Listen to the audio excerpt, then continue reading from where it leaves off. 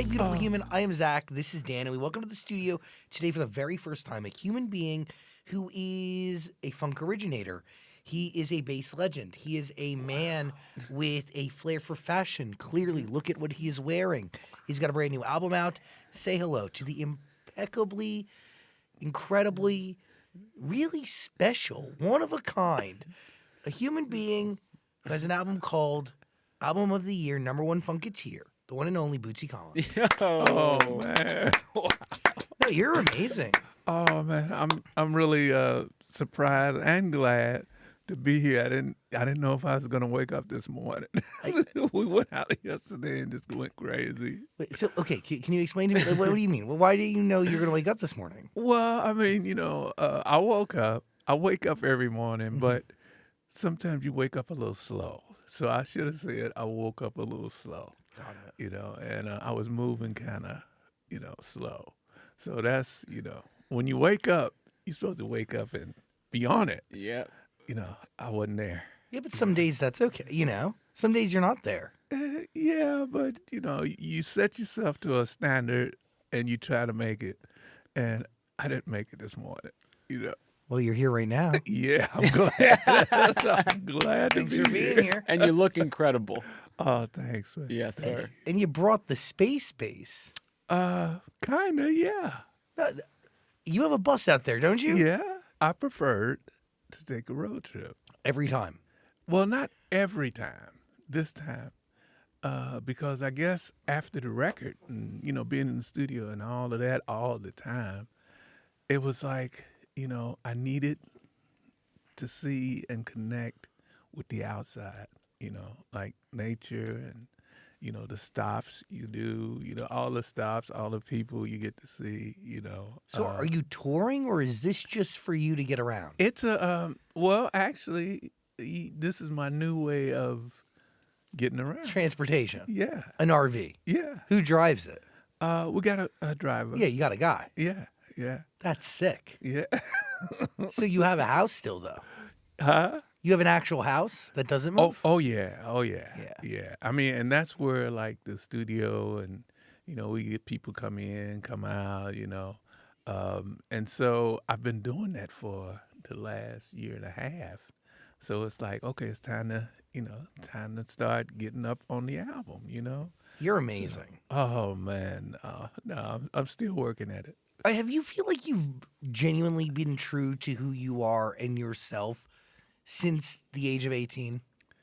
Yeah, yeah. I mean, I made some stupid mistakes, but we all make mistakes. But at the same time, if I had to do it over, I'd do it exactly the same.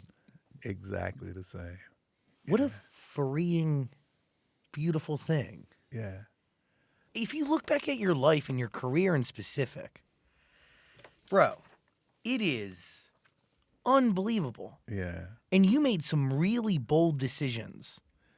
That Yeah. and by the way, for the sake of and a lot of that due to integrity Right. and respect. I mean, let's just go back to your work with James Brown. You only work with him for 11 months. Yeah. But it ends up being 11 months of some of the most influential music to ever be born. Yeah. Is born in these 11 months. Yeah. Yeah. It was. I guess it had a lot to do. I don't think it had so much to do with me, rather than it had more to do with the timing and where I was at, because he was recording in Cincinnati, Ohio. Who would have thought? King Records, And so that in itself put me in the right place. Because you're a part of the house band there, right? Yeah, I'm since Cincinnati. I lived there. And so, it wasn't me talking about, oh, I wish I could play with James Brown. Because those thoughts never came to me, because I didn't never think something like that could happen. If I could play with my brother, who was 8 years older than me, and I can play in his band, You can play with anyone. yeah, but I didn't want to play with anyone. I wanted to play with my brother, and that was my goal. All this other stuff that got added on, it was just added on, yay, God, I can't believe, but I'm here, you know? So, When yeah. when you say play with your brother, right? Musically, like, is there a desire to prove yourself to your Yeah. brother every time? Yeah. Yeah. We came up in the house with no dad. So he, to He was it. me was that, not, I wouldn't say father figure because we did everything together, even though he was 8 years older than I, and I was like 9 years old when I started playing. And I used to steal his guitar while he's on this paper route. And so until he caught me. And once he caught me, you know, um, I took the blunt of it. He just wore me out, in front of my mother. And my mother grabbed him and said, "Don't you put a hand on him because he's getting ready to really wear me out." And then my brother backed off. That's the only thing that saved me, you know. But in that moment, something bigger happens, right? Yeah. He realizes that you want to be a musician, and ultimately, this bond between you Yes. ends up being formed. Yeah. Yeah. And he didn't want to accept it because he knew he was going to be responsible for his young brother. He didn't want no part of that. He's a teenager, he's out with the girls, having a good time, and I'm seeing this part of it. And it's like, dang, I want to, that's what I want to do, So, and he knew it, he knew it. So he was trying to get away from having to take care of me and having to look after me, and so, I was always trying to prove I can do this with you, man. Just give me a chance, And he was never going to give me a chance until one thing happened. One night, his bass player couldn't make the gig, and I'm like, I can do it. I can do it, And we didn't even have a bass. My mother had got me a $29.99 guitar from Sears and Roebuck.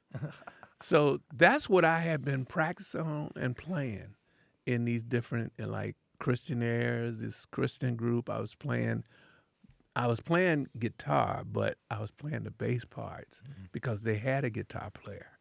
So I hadn't stepped out to the clubs yet. Playing with my brother would introduce me to the clubs. So that was my goal. And once his bass player wasn't going to make it, I said, give me 4 bass strings. Now this is, I'm a very young teenager, all I need is 4 bass strings. Can you give me 4 bass strings and I'll prove to you that I can do it, And that's another thing, that's what funk is. Funk is making something out of nothing. And that's what I did. I took this guitar, put 4 bass strings on it, and I said, let's go. No rehearsals, no nothing. I was hoping I could play at least a couple of the songs that he played because, and we get down there and the place is about this big and no stage. And the people are in your face like this, and they're drunk as a skunk, okay? And the good part about it is I could play a 2 or 3 songs, and we played them, and then Catfish would call out another song that I didn't know.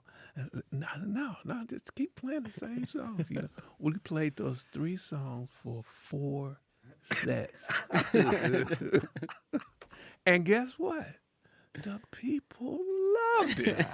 They loved it, man. So, once my brother saw that, he was like, this cat is either crazy, or I'm just going to have to take him with me because I need some of that. Whatever he got going on, I need some of that.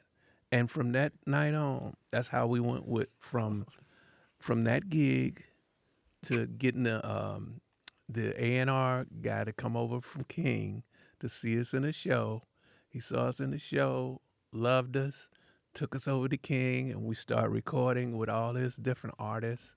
Henry Glover was one of the producers. Gene Red was another one. And we started recording with Bill Doggett.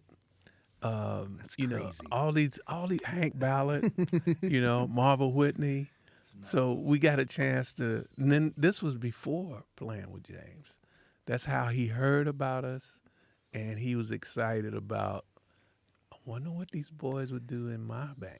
But like, how much of that sound comes from that moment of just resourcefulness Yeah. and like the need, like this again, making something out of nothing, like Yeah. putting those bass strings on a guitar. I mean, that would give you something that nobody else would have ever tried. I peeled the string, you know, the strings wouldn't fit. So I had to peel them, each one of them. I didn't notice at the time, you know, because I never was confronted with, okay, change that into a bass, you know. So I had to figure it out. I was on the job training.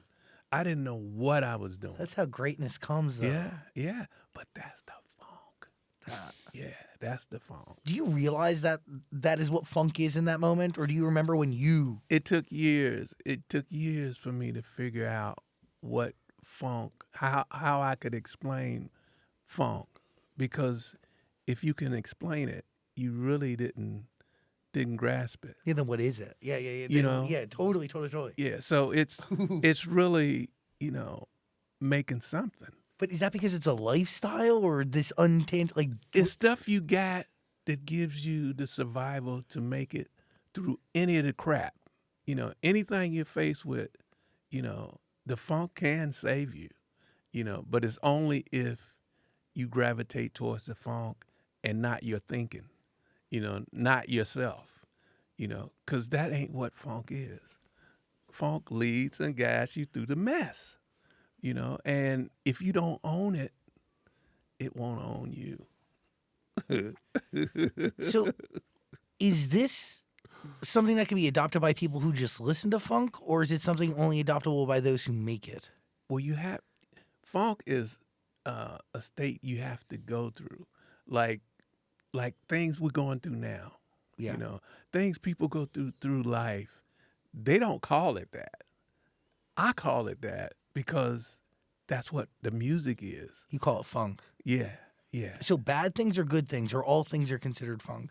All, not all things, Uh-huh. but all things can be considered funk depending on what it takes from this A to Z, you know.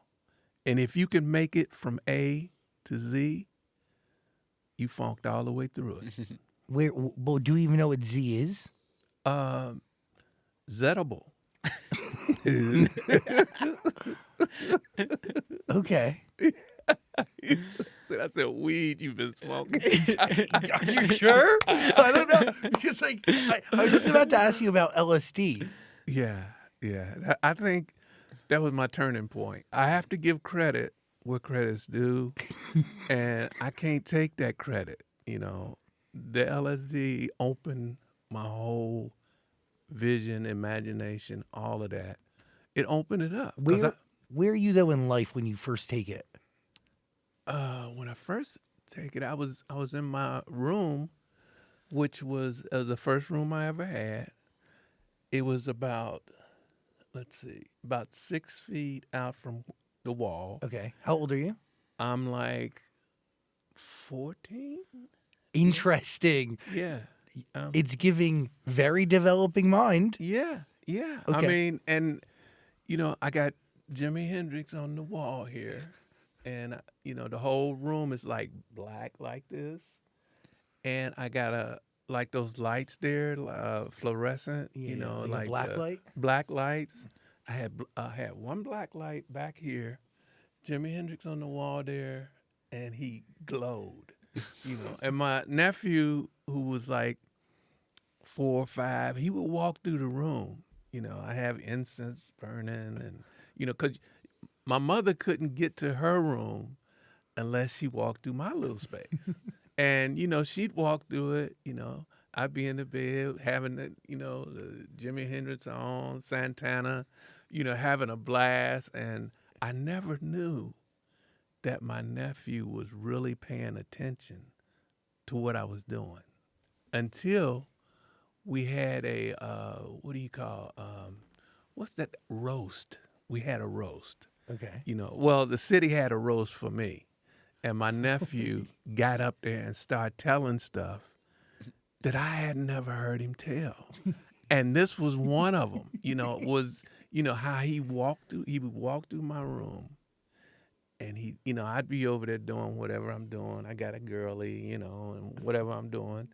And he's walking in the room, and then he said he would look around and he would, smell the smells in the air, and then he would walk on through to his mom, and he didn't know what was going on. So he got up and started telling that to all of this audience, and I'm like, why are you doing this to me? But what was going on was a spiritual experience in Yeah. some situations. Yeah. Well, that one was like, I guess that's when I met God.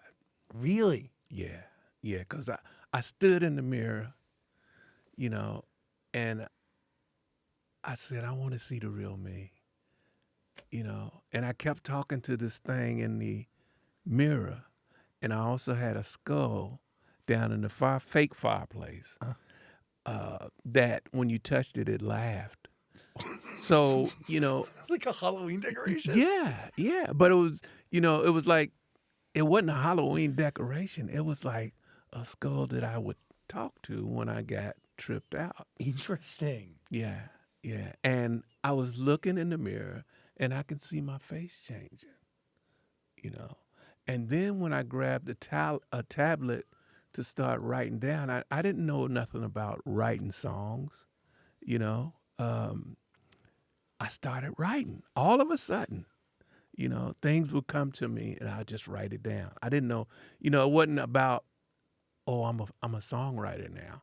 It was more about just write the stuff down, and I started writing stuff down, and sure enough, some of those things that I wrote down wind up on the first album. Wait, holy. Yeah. So Yeah. do you hear what funk is, or do you see it, or what? How do you? All of our, what you call, senses are hip to funk. You don't even have to explain it to them. Funk was here before the existence of anything. Funk was a bad word, and funk just came and people rejected it, because didn't nobody want to be funky.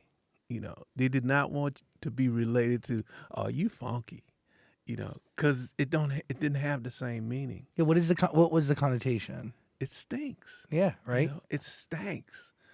Every stank is on the one. George Clinton did everything is on the one.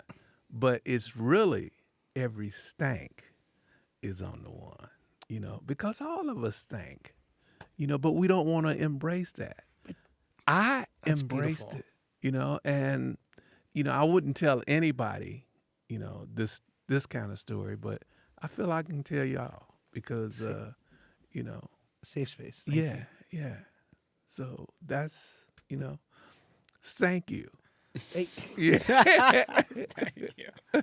wait, but would you say that funk is the imperfection that exists within society and life? We don't want to deal with that. Yeah, but this is the sonic personification of it.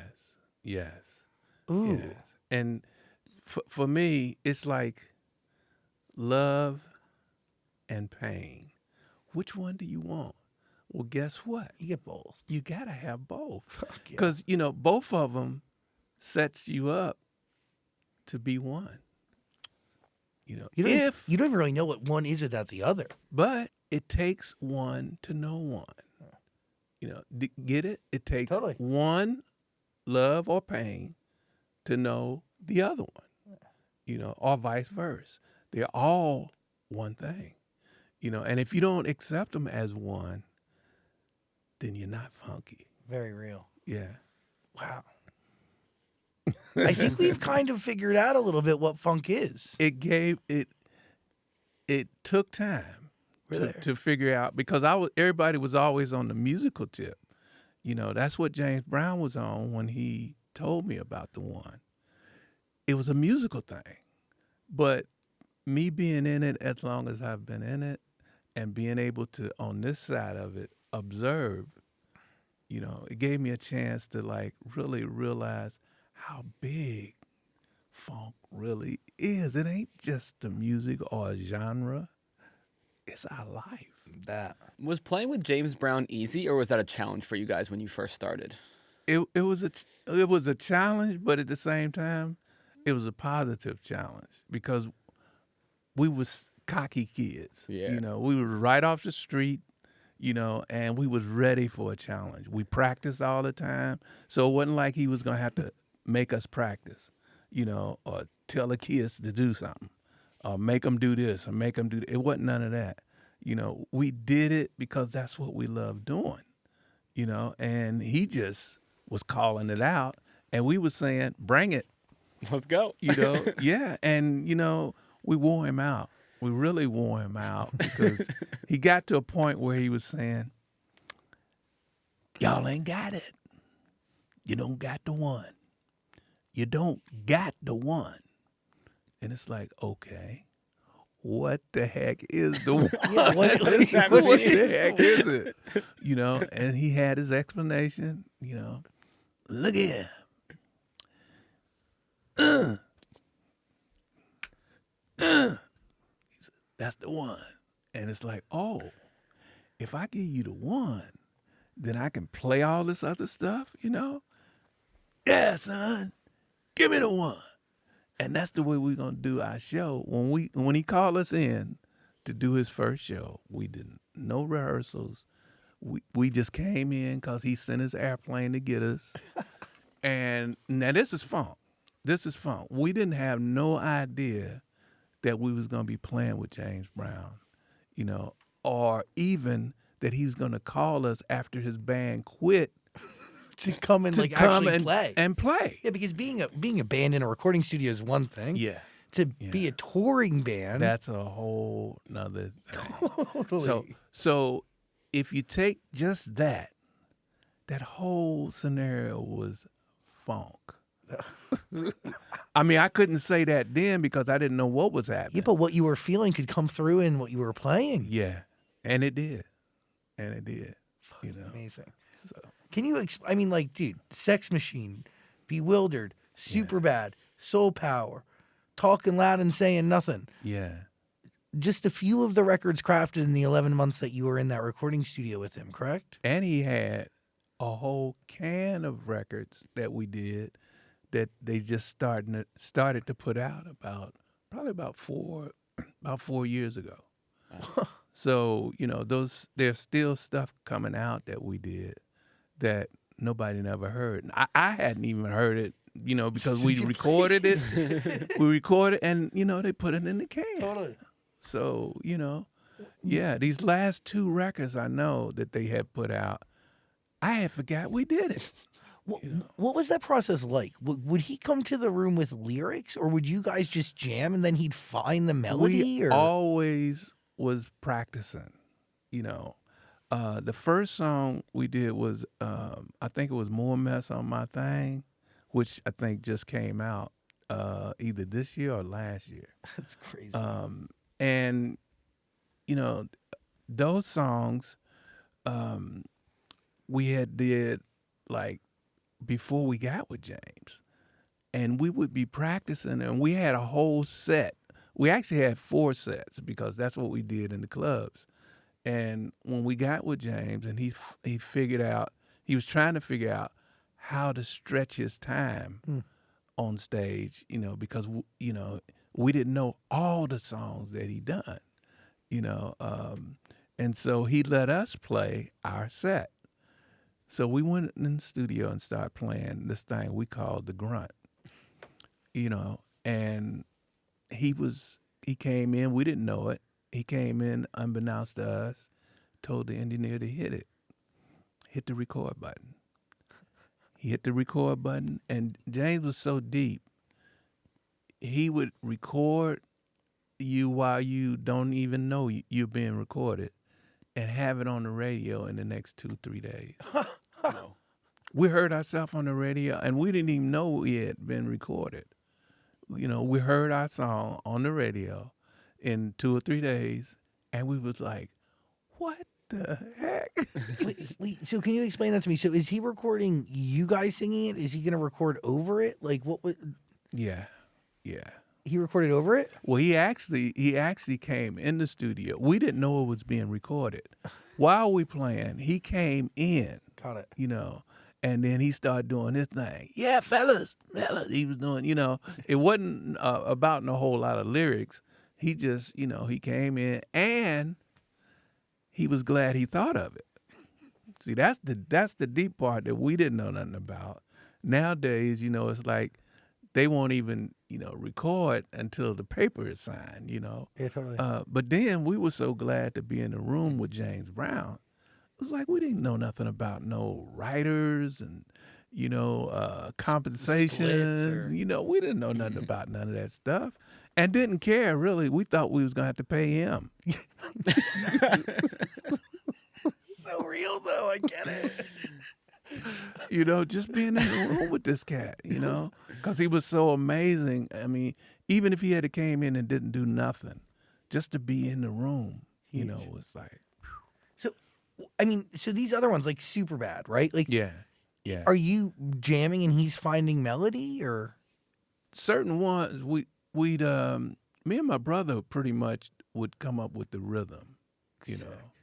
and that's one of the reasons he wanted us to be with him, because the sounds was changing and the musicians was changing and getting younger. And you were keeping him ahead of it? Yeah. By the way, Yeah. a trend that exists today. Yeah. And by the way, like, Yeah. you DJs, just Yeah. like my favorite like fact is, like, most DJs who are like big DJs, play Vegas, whatever, they're much older than you would think. And Yeah. I've been making music for like 15 years, but a lot of it's ripped from like understanding what a kid in some like basement in Brazil Yeah. is making. That's it. It's That's it. really ahead of it, But farming see- from a new but see, generation. That's what James picked up. He picked up early. He just didn't know how to get to it. The funk happened with his band, and they were out, and we were in.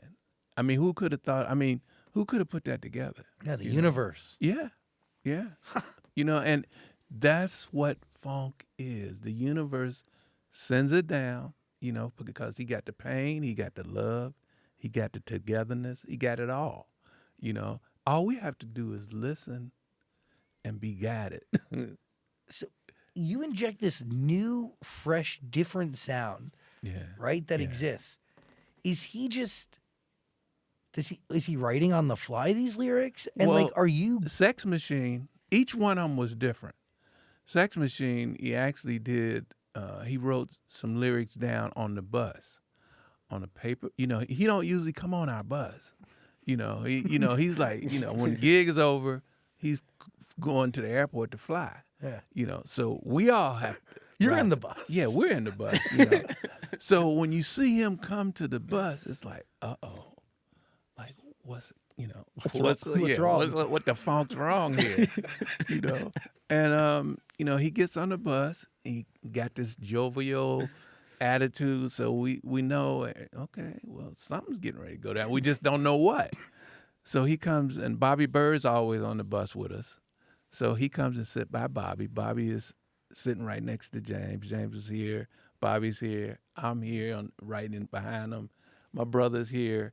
And James said, I got this new thing called Sex Machine, and you feel it, Bird? Get on up. Get on up. They start doing it right there. And he said, Bootsy, what you hear right here? What kind of rhythm? What kind of rhythm? Catfish, you got a stroke? So we start talking about it. And then it was like, we're going to the studio. Now, we just finished the gig. And he's going to take us to the studio to record this Sex Machine. And we were in Nashville. We did the gig, went straight to the studio. Can I count it off? Yeah. 1, 2, 3, 4. Get up. Get on up. And that's the way that one went down. Holy shit! Wow. Yeah. Because he knew he knew whatever he called out because he had started that on the stage. You know, it was all about, you know, we didn't know the song, we didn't know what songs to play, we didn't know the arrangement that he had. He said, all I'm gonna do is call the songs out to you when we hit the stage. We didn't, you know, it's like we playing in front of this big audience. And it's like we had got used to, you know, knowing what we were doing. You know, we practiced, everything was tight as you know. And here we are with James Brown, and we don't know the arrangements, you know. And he said, nah, don't worry about it, fellas. I'm going to be right in front of you. I'm going to give you the one. You know, when I give you when I give you that, I'm going to call the songs out. And sure enough, that's what he did. He got on stage, cold sweat. Bam. We did the whole show. But like, isn't that the ultimate test of true musicianship and chemistry and like this like muscle memory? Like That's the funk. that. That right there is the funk. I mean, that's the ultimate. You know, when you put in a situation and you don't know what the heck to do. Well, to the point where you don't even need to think about it. You just do And it that's- as one. And so you said it. Flow state, baby. Funk is not about thinking. Yeah. It's about being in the position to do whatever it takes. That. You know, to get over that hump. You know, and that's what we've been doing ever since. It's fucking crazy. Is it true though that LSD is what kind of like not I mean is that why you ended up not working it out with James Brown long term? Yeah, because it wasn't just about James Brown. It was more about the different era was coming in. If you notice in that era that we talking about, Yeah. bands were coming up front. You know, bands wanted to be singers. Real. And, you know, because the bands were getting tired of playing behind singers. And we were tired of it. You know, it's What like, year is this? this is 68, 69. And then we really got in pocket once we went to Europe and saw what they were doing. I mean, that. By the way, we're on the heels of like the Beatles coming to America, a band that shares the stage as one. There you They're go. not layered in that way. So that's a great way of explaining it. It's like when I say bands, they were like leaders of the pack. Yeah. You know, and you know that's a band. And they were all one. They were there was no hierarchy amongst them in the way they set up their show. One from a circular stage Yeah. in some cases, Yeah. but even to the way they layered, it was Then you got the Rolling Stones. crazy. All of them, you know, all those bands were coming up front, you know, and it was all right to be on one line, you know, on stage instead of the singer, everybody else way Real. behind, you know. So, you know, that, you know, I think had more to do with us leaving earlier than the antics of James himself, you know, because we wanted to be in that new breed, you know. And do you get that from Funkadelic? You mean as far as The new breed being in a band that is we didn't really know what the new breed was. See, and all it was with us was whatever it is, we're gonna catch it, find it, and wear it out. You know, and we didn't even know what it looked like. You know, what did you catch and find with George Clinton? that he allowed us to do it. That You know, and that's all the funk needs is an opportunity. space to breathe. That's it. You know, and George gave us plenty room. He was like, you know, it's like, well, you know, I would say like, well, how much of this do you want? You know, and he said, what you got? And I'm like, okay, so that means you want all of it. Give me what you got. You know, and to me, that's the ultimate funk. You know, there is no limit. You know, there's no walls behind the sky. That was one of the sayings that the LSD prompted me to. Like, you know, it used to be the sky's the limit. You know, when I did LSD, it was like there's no walls behind the sky. Real. So in other words, keep going. That. Yeah. And by the way, like George wants you to be your true self. He says, "Is it true?" He said, "Be as wild as you want." Yeah. Yeah. He was like, whatever it is, give it to me. Give it to me. And so that allowed us to don't even think about it. Just, keep coming up with it. Keep coming up with it. And, that kind of thing was so different than being with James Brown. It's like you got ABC with James Brown, your basic army, ABC, shine your shoes, comb your hair, suit it, And so that was James Brown. George was like, he don't care what you wear, just be yourself. No, it was like, not only be yourself, pee yourself, right? Be funk. Yeah. I mean, can you explain like how you two shaped that sound of P Funk? Oh, wow. How can I explain it? I don't know if it can be explained. I think the elements that really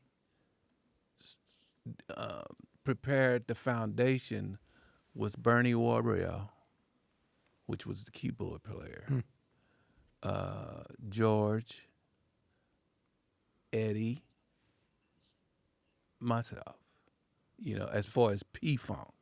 Now Funkadelic, I think Eddie, Billy Bass, and Tiki, and Bernie, they, but that wasn't considered P-Funk.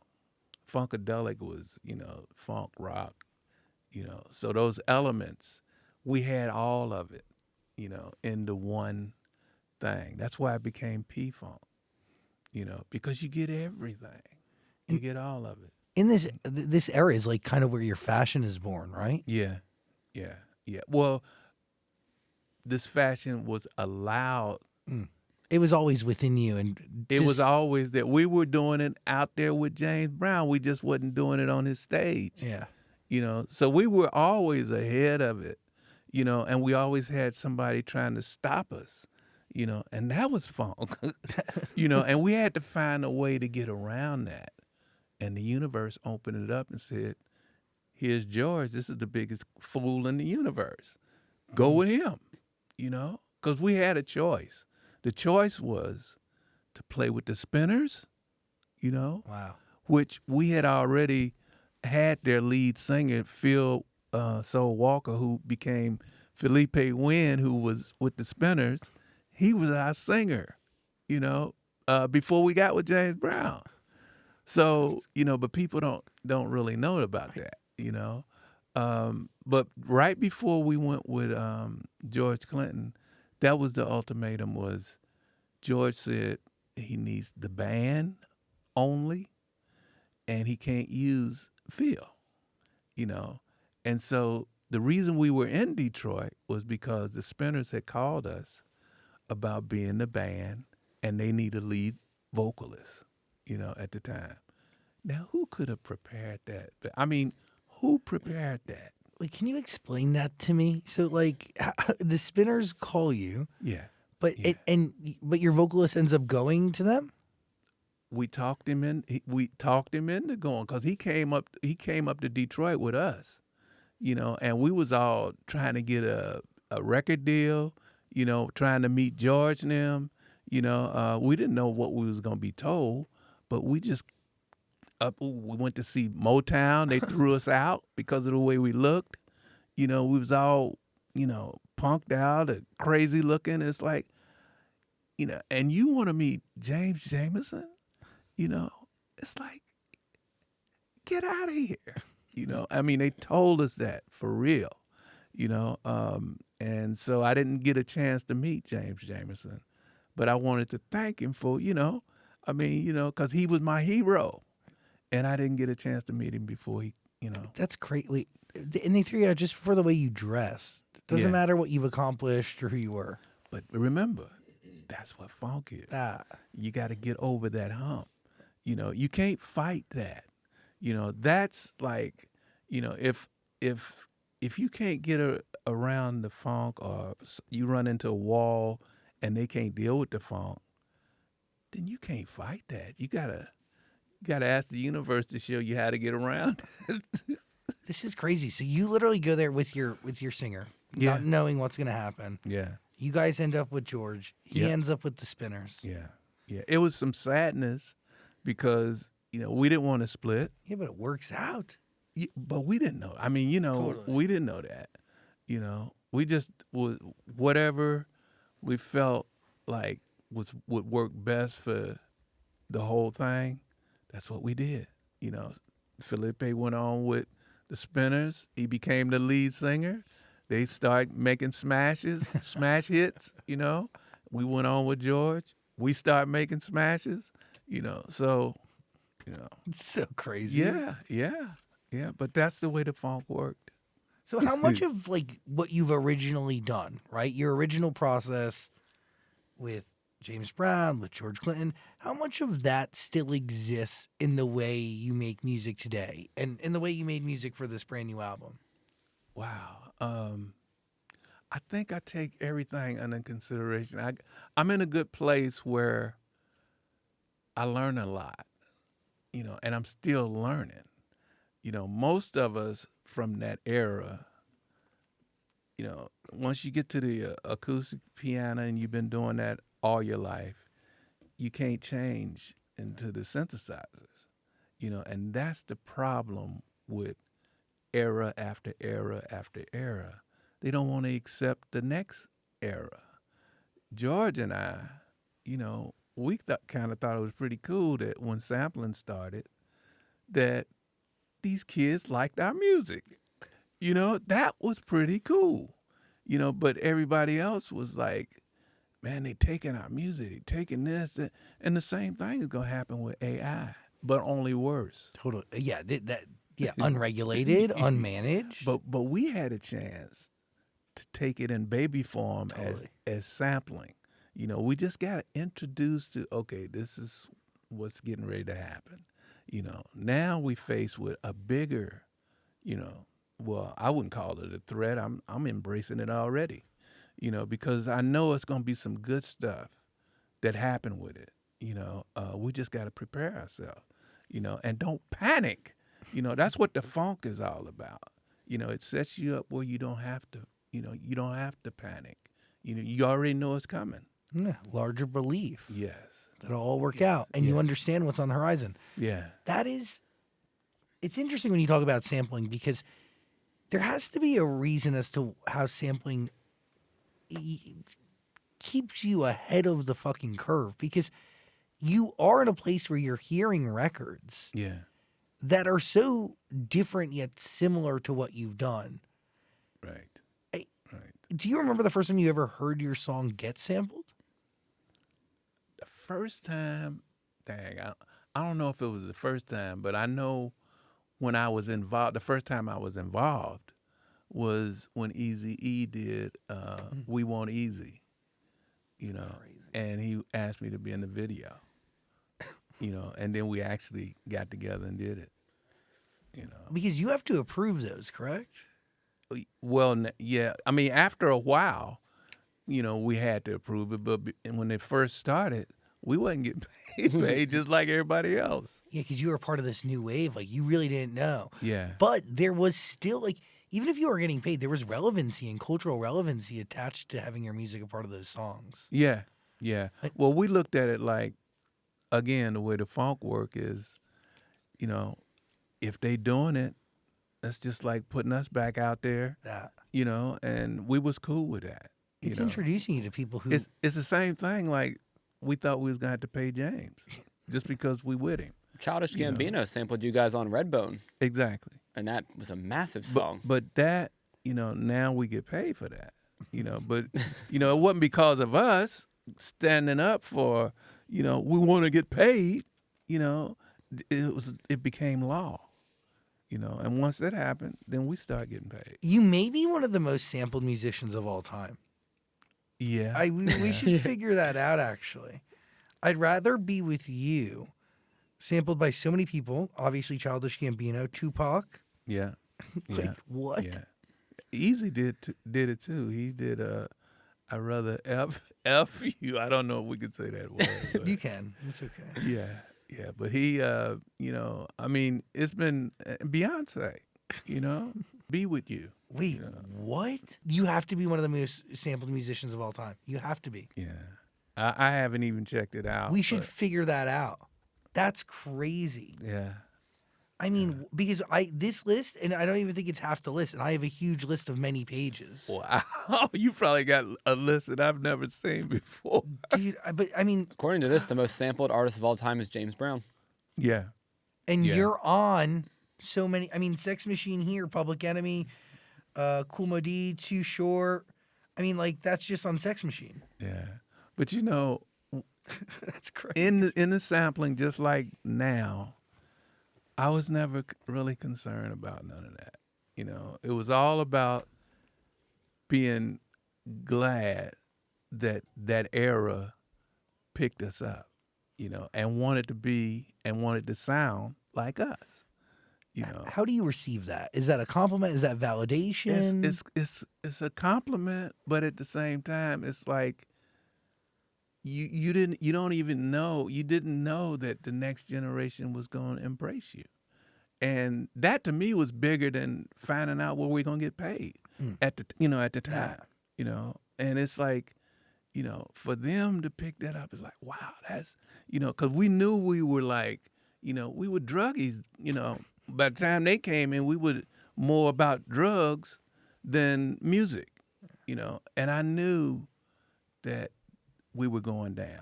I mean, I knew it, you know, because the most important thing when we got to the studio was getting high. You thought that was when it was going wrong. Oh, that's when it started tumbling. And we were looking at it. I mean, you know, if you couldn't see it, then you didn't want to see it. You know, we knew, but we were so addicted that it's just going to have to fall. Just don't fall on me, but it did. What were you addicted to? Cocaine was the main, you know, the main drug, because I had grew out of the LSD. I had to stop the LSD thing because it was killing me. I mean, psychosis or? Yeah, breakdowns, and not thinking about or not being into the music.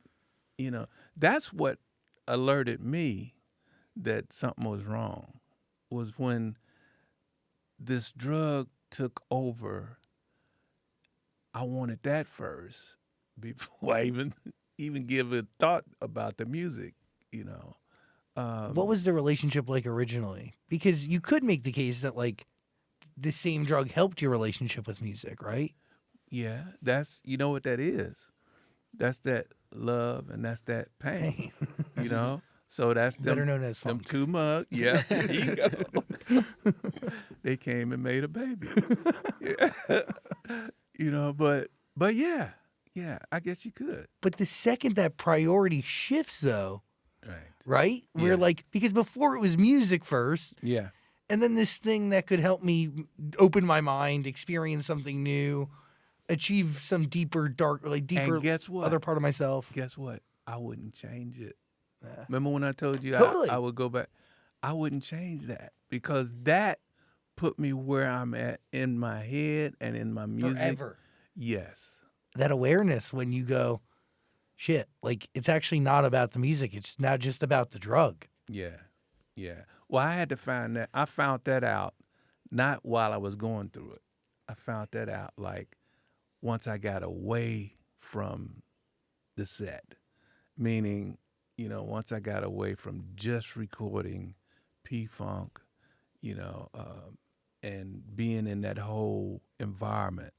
Once I got a chance to get away from that, and I think my first turnaround was when I got with Bill Laswell and started to, you know, record so many different songs and records with so many different artists.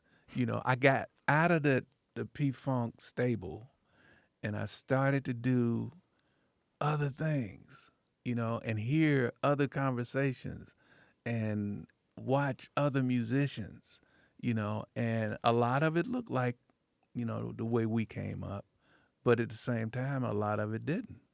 So I got a chance to learn from all of this. It was like Bill Laswell was sent from the universe, you know, to save the consciousness of the funk, you know, because George was done. I mean, he was cooked, you know. The crack, he was cooked, you know. How scary is that to witness firsthand? Well, I tell you like this: we were in Florida, and we would try. What we would do would go to Florida, Miami, to go, you know, fishing out on the yachts and this, that, and the other. And we would take our girl. You know, this is one time it wouldn't be a freak show. It would be more like, you know, we taking our ladies out and vacation, have a good time, write a little bit. I would have a guitar. He would be writing, you know. So we in the hotel, and he said, this is when he first started doing the pipe. You know, he said, hold up, let me go in the room here, and we'll go down and get the boat in a minute. I'll be right out. And I didn't know what he was doing. So he goes in the room, then he comes out, and he said, I don't ever want to see you doing this. And I'm like, doing what? You know, and he fired it up in front of me. And he was telling me, don't you ever, you know, don't even think about it. I was like, okay. You know, because I would take, you know, I always looked up to George as a bigger brother, a mentor, not my dad. You know, James was my dad, but George was the brother I could sleep with chicks and you know. So whatever he said, you know, was gold. You know, so I said okay. Then he went back into the room with his girl, and then he came out with the pipe. He said, "Here," and I looked at him. You know, I was like, didn't you just say I not to ever take that? You know, he's like, oh, I was just joking. You know, this is like sex, man. It's like sex. You take it, just take it, just hit it one time. And I was like, no, because I thought he was trying to trick me, but he was serious. You know, he was serious. So after that happened, you know, that I think that changed the whole dynamic for me. You know, it was like I went back to being with James Brown then because I knew that James didn't want me to do drugs for real, even though he might have been sneaking and doing it. But he didn't tell me what George told me and then came and did it. You know, that to me was the deepest, you know, thing that could happen. You know, like you tell me something, you know, and you know I believe in you, and then you turn around and do the opposite. So those are those same two things, the love and pain, you know. So by being out of that gave me an opportunity to get straight. And I must say that I think I'm more straight now than ever. And, you know, I feel pretty good about it. So it really was that moment. Yeah. And you do go end up playing with James Brown again? Not like we were, not as a band, you know, but we did little things together, you know. But, you know, that was the whole thing that kind of helped change my whole outlook towards George and the whole situation we were in, you know. I didn't know how to change it, you know. Laswell dropped out of the sky, you know, just like the Spinners dropped out of the sky. You know, George dropped out of the sky. I don't know where none of this stuff came from. You know, it wasn't like I planned it, you know, but these things and people that go through this stuff, you know, it's really the same stuff. You know, stuff just fall out the sky and, you know, they hope for this and hope for that and it never happens. But I kind of just leave it to the universe, you know, because partially I probably was toe up anyway. So things just happen. Does any part of you wish you did something to help George Clinton in that moment? No, he had to go through that. He's a lot better for it now. He's still out there. You know, he changed some of his ways. But it's only because of health reasons. Yeah. But Your body can only take so much crack. yeah. Well, he actually doing really good with that. He ain't really on that one. But when you switch one for something else, it's kind of the same thing. So you have to either cut it or not. And I'm down with either or. I just know what I can handle. I'm not gonna be out here telling people what they can do and what they can't. So it's about the experience to me. When the youngsters come up and well, what do you think about this and what do you think? I think you should go for it. Go through it. Because I don't want to tell them. Saying no to this and I'm saying no. Because when James Brown told me, don't be taking no drugs. Don't be doing this and don't be, don't do this. Don't. The more he did that to me, You want to do it. not only want to do it, I did it. Yeah. You needed to do it.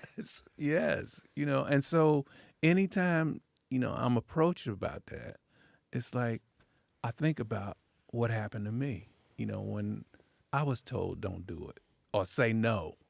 You can't say no. You said yes. You got to let them go ahead and experience that. Get it out the way, or not. That's on you. That's those two things again. Pain and love. Yeah. Can we talk about collaborating with musicians in the year like 2024, 2025? Yes. Yeah. Like even like working with Snoop Dogg. I mean, Yeah. and this album is full of collaborations. Are there any similarities to working with musicians today and working with James Brown? That's on a whole different, working with James is a whole Different thing. Yeah.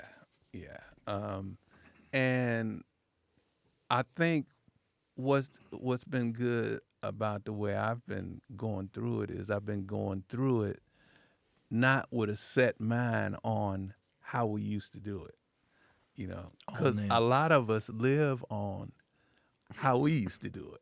I don't live there no more. I've moved, and I have to prove that to myself by putting myself in places that maybe I shouldn't be. So will you still jam in the studio to figure it all out, or have you moved to a more like technological setup? Like what is it? You embrace what the song tells you to do. I mean, whatever. But where does the song start? Well, different songs start in different ways. Like I'm sitting here now, we talking, a riff can be coming into me now, and I'm saying to myself, I gotta remember this, or you might have said something, and I gotta remember, and my mind has been so trained on doing that it'll keep that there for me. And when I get out of here, I'll go record, I'll say something on the tape recorder or on the phone. Songs come all the time. You just got to have sense enough to grab them. And that's, I don't have a set way, to cut songs now. Then that's what we did. We all just played in the studio, or in the basement, wherever we were at, we played. Will you go into a session with like a collaborator with whatever you grabbed, like whatever that riff idea is, whatever that lyric idea will be, or do you go in blank slate? Usually blank, but a lot of times too, I have a idea and I can have it down. And like I said, it just depends on the song. I don't do everything at once.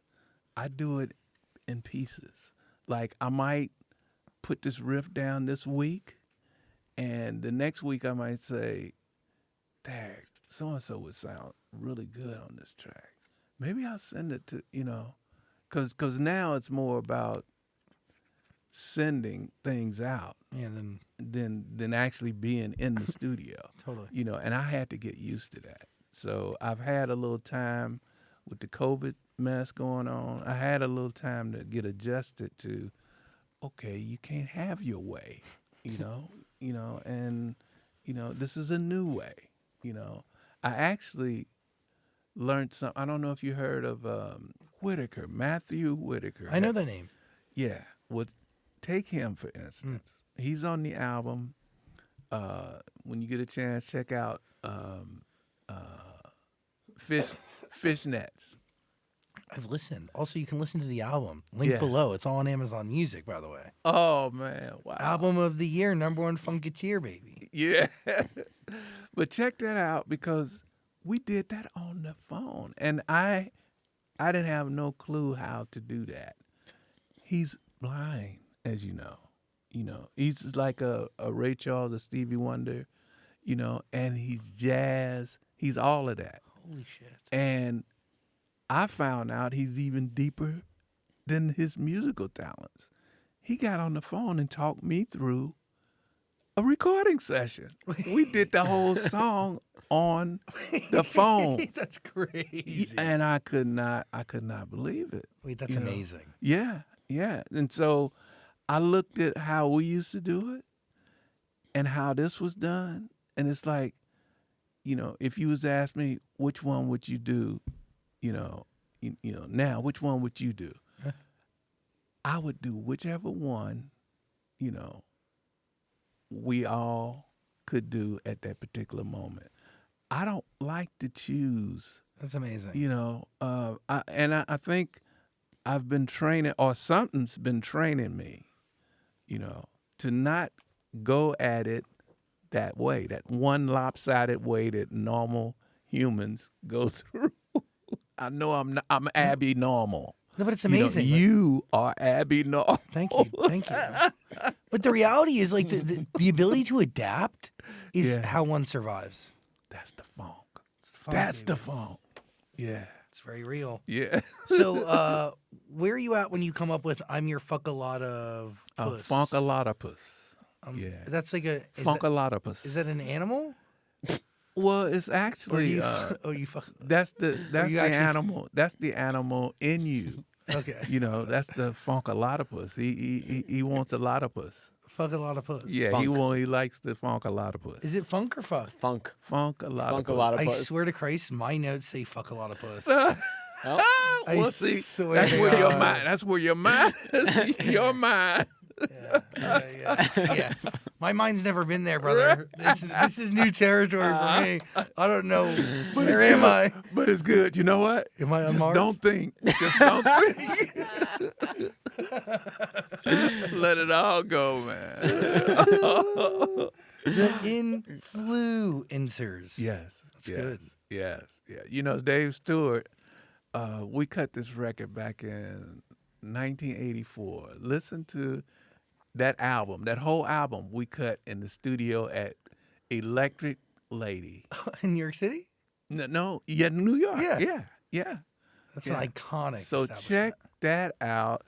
And Shit. that's, we've been doing stuff here and there, but that was the biggest thing up until this point. Now it's like we got back together and he's on 3 songs that's on this album, Wait, that's amazing. So Yeah. how many collaborators have you tapped into from your past? And then how do you balance it with new ones? Well, you know what? I don't balance it. It's like whoever shows up, it's like you call, okay, say if you call 10 people and 3 of them are available, you take that 3, whoever comes through. That's who's meant to be there. Yeah. I mean, and it's no pressure from me because I know not to pressure whoever is setting this up, and we call it the universe. Snoop Dogg's featured on this album like twice. Are you guys related? Yeah, I guess you could say that. Wait, okay. I look at it like Dr. Dre is George Clinton. I'm Snoop Dogg. Because they played the same roles that we did. But the only difference is they had business sense and we had none at all. You know, for me, they were the ones that started to build the empire and kept building it. We started, but we failed. We failed. I mean, we can blame it on drugs, but we wasn't even thinking about business like they do now. I think the era that Snoop and them came through was the perfect time, when it flipped from music to business. James told me when we first got with him, it's 75% business, 25% music. And I hated him for that. To tell me that, and I'm all about the music. I don't know nothing about the business. And you're going to tell me it's 75% business? And the deep thing was he was right. But I learned that after I got away. I didn't learn that while I was with him. Wait, so for clarity, you and Snoop Dogg are not blood relatives? Nah. Okay. Nah. The internet thinks you are.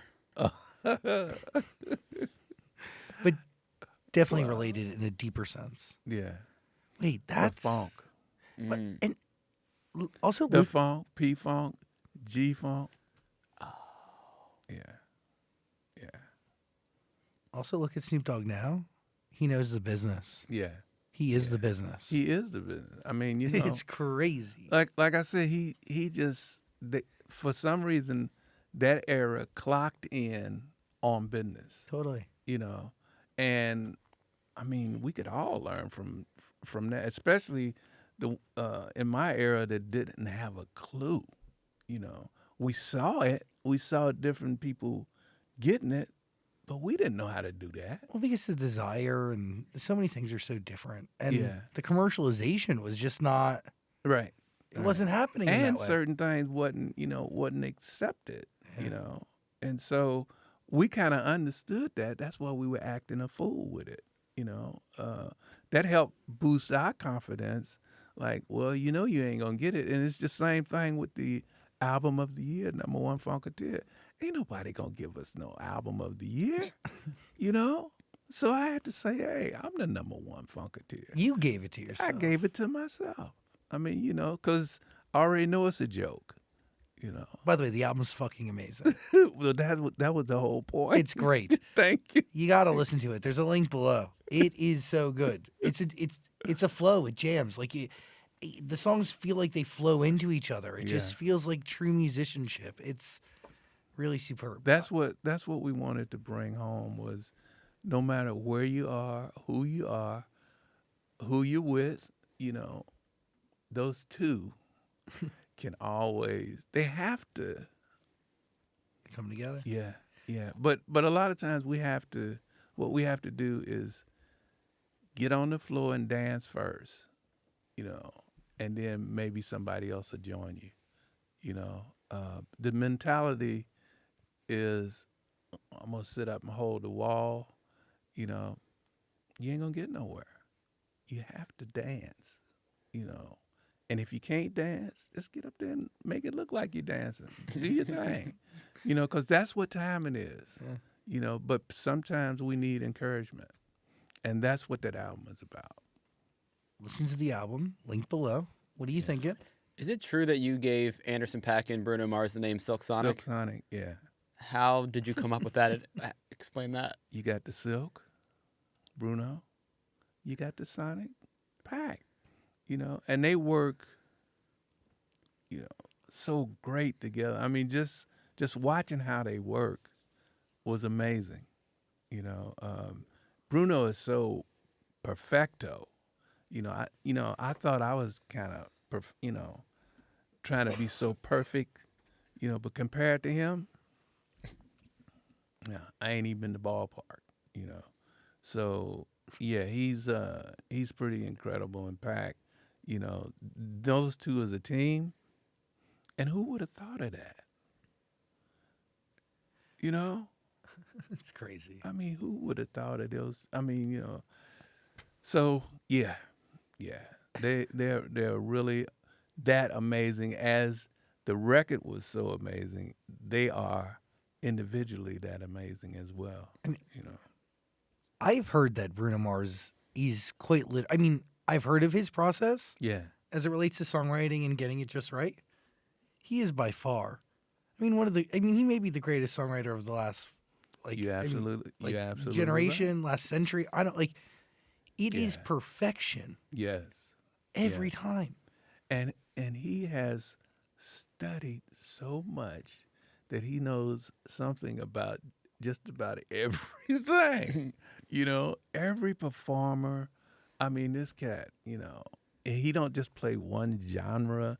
He can play multiple genres, you know, and he's comfortable with it, you know. So yeah, they get my